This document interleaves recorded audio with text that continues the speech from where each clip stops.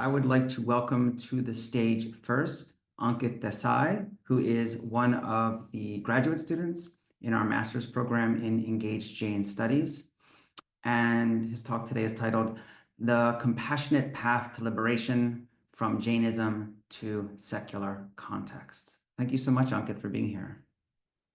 Thank you, Professor Dickstein. Thank you, Arihanta, for this opportunity. I know I'm limited on time, so I'm going to get right into it. I'm going to share my screen for a little slideshow that hopefully will help track along as I talk. Okay, can everyone see that? Perfect. So, JJ and everyone, my name is Ankith, as mentioned, and today I'm going to be presenting the compassionate path to liberation from Jainism to secular contexts. And as mentioned, I'm a MA student with the Arihant Institute's Engaged Jain Studies program. So the question that I will be asking is, how does the Jain path to liberation compare to what we know as a secular path to liberation? And so to define a few things, because the terms are kind of mean different things. So liberation within the Jain sense means a transcendence of a soul to moksha by exiting the cycle of rebirth through the removal of karma.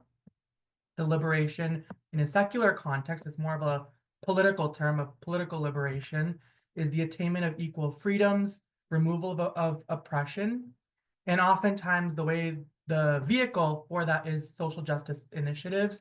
And what that really means is distributing equal compassion, equal economic, political, and social rights and opportunities to all. So social justice ties to the secular form of liberation that I'll be talking about. And then most of us will probably know the path that we are kind of talked about in Jain liberation. So to sort of attack this question that I'm asking, I kind of came up with 4 sort of research prongs that I would test. So I looked at conflict, I looked at sustainability, I looked at the idea of free speech, and I looked at the idea of equality, all within the context of Jainism as well as social justice to see where there may be some overlap or even disagreement. The sources that I did look at, I looked at Jain scriptures, and at the end, I'll show which translations and things like that you'll have access to see which editions I used. I also used the biographical accounts of Mahavira as a historical figure. I looked at peer-reviewed research and data, as well as contemporary historical accounts, contemporary events as well. So the first prong that I'll take a look at is conflict, criminal justice, and war. So looking at criminal justice, we have a Jain view and we have a more secular social justice view. So within social justice, there's this new movement, it's many decades old, but restorative justice is a form of punishment centered around self-reflection, cognizance, and forgiveness, really. It's where offenders of a certain crime may take accountability for their actions. They have to understand the harm that they have caused and repair the impacts of that action.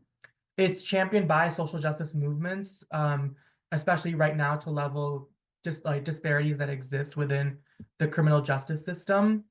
And in the Jain view, many of you may know we have this practice of pratikraman where you ask for shamapana or forgiveness.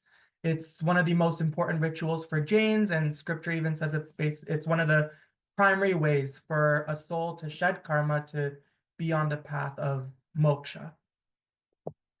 Looking at war, pacifism is the resistance to war, and anti-war movements have long been, existent around the world, mainly because of how much life gets lost in modern wars. Data out of, I believe it's Brown University, that since 9/11, 2001, 4.5 million innocent lives have been killed in foreign wars, resulting to the aftermath of those specific interventions related to 9/11. That does not include the other wars that have taken place and begun since then that are independent of that. In Jain scripture and teachings, there's obviously this unlimited nonviolence tolerance and reverence for life. There's stories and things like that where war has been seen as a tool of self-defense. However, there is no defense for the harm of non-combatants, and that is very key to how Jains view the role of war in their own spiritual progress, because it is seen as ultimately a hindrance to liberation and a path to moksha. Next, I'm going to look at sustainability. So looking at minimalism, the Jain view, as we probably have heard of, there's true non-possessiveness and minimalism for Jains to follow, especially when they take the vow of asceticism. Ascetic practice limits the items that one can own, and it's seen, a possessiveness of materialism is seen as a hindrance to karma shedding and the path to liberation in Jainism.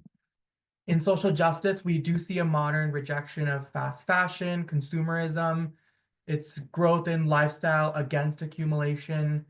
There's a lot of shift towards secondhand ownership and material, like purchasing materials in more sustainable fashions. And so it's seen as a vice that can prevent one's own growth and success beyond just materials around them that they own. Now we'll look at animal welfare, and this is specific. I think it says animal welfare, but also a lot of times you'll hear animal liberation. So you already see some correlation there where there's already a lot of information that we have around the meat and dairy industry and how a lot of injustice occurs in the production and consumption. So there is this animal liberation movement, and it's connected also to environmental justice and climate change, which hopefully on this Earth Day we, as we've heard these past 2 days and beyond, it's very key in the modern world. And in the Jain view, there is an importance of vegetarianism to be a Jain. Ascetic practice of veganism is also highlighted in Jain scripture, and there is harsh disapproval of any kind of harm to any other souls beyond just human beings, within animals, birds, insects, even microorganisms. Next, we'll look at free speech.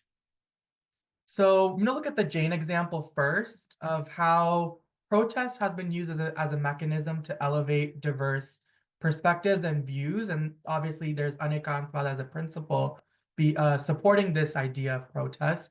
But in India, for example, many of you may be familiar with the practice of Salekna, or Santara as it's called. And in India, there's been a lot of attacks on this practice and other practices and other issues that Jains involve themselves within as part of spiritual progress. And so the Jain community has taken part in large civil disobedience demonstrations to oppose these laws because they are seen as a hindrance to them being able to practice a path of compassion, of shedding of their karma. And so there are views, like there are instances and examples of protests within the Jain community here. And we'll look at social justice, and especially I'm based in the United States, and peaceful demonstrations are kind of the bedrock of the country that we live in today.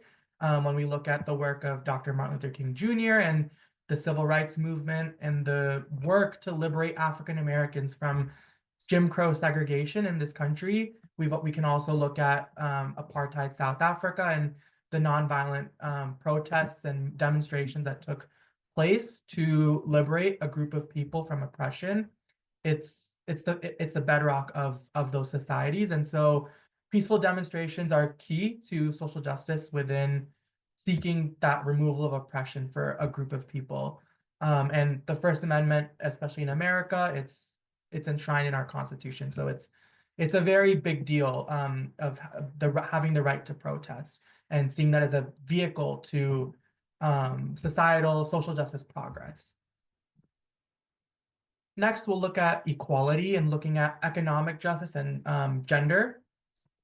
So looking at economic justice first, there are historical accounts, as many of us may know, that Mahavira, as a historical figure, strongly rejected the caste system and often grew popularity during his time because of that sort of deviation from the norm within South Asia of the caste system. And there's even scriptural talking in a context of someone asking about owning a certain amount of money and what should they do with that, of donating that or keeping that. And there is a quotation translated in English that those who contribute to injustice are disqualified from liberation. Now, it may sound very, very harsh, but in what we know of Jain principles and what we've kind of gone through in the other areas, there's a huge emphasis on compassion to all forms of life, all other souls, and that translates over to your economic use as well. Looking at gender and how gender could be tied to the idea of social justice, and within Jainism, we look at Mahavira in his historical life. There is documentation that he made many reforms to alter and elevate the status of women in the South Asian society. He also initiated a lot more Jain nuns than monks because he saw them as purveyors of his message a lot more. He also initiated Chandanbala as depicted in the story, and there are many other stories of different women within Jainism and how his disciples, where many of them were women, and he ordained Chandanbala, as is said in the Kalpa Sutra, as the first nun within the Jain tradition. And so there is a certain elevation of women here, and as well as when we look at social justice and the elevation, the liberation of women and all genders in from oppression and other barriers that people face. So in conclusion, I think as I kind of patch all these sort of research prongs, these different areas up, there were some similarities and some differences found across conflict, sustainability, free speech, and equality.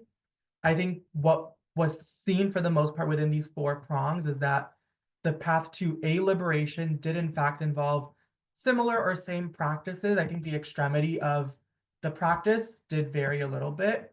And also, I will note that there do remain some untested sort of areas that could be tested that could confirm the findings of these four research areas, or challenge them.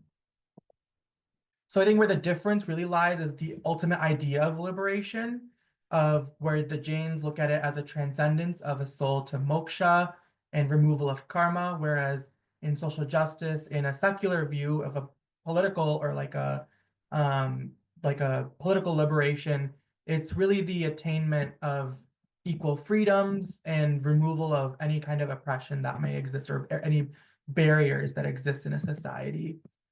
So in conclusion, while the ultimate idea of each form of liberation is different, the path to reach a Jain liberation does suggest some overlap with the path of a secular liberation of compassion and justice. And thank you so much. Please feel free to email me. I am a student at Claremont School of Theology and Arihanta Institute in the Engaged Jain Studies program, so that's my email. And to view the sources, this is a published paper that I presented as in this presentation, and so there is a bibliography at the end of the paper that you can scan and hopefully read further. If you have any questions, again, please feel free to email me. Thank you so much.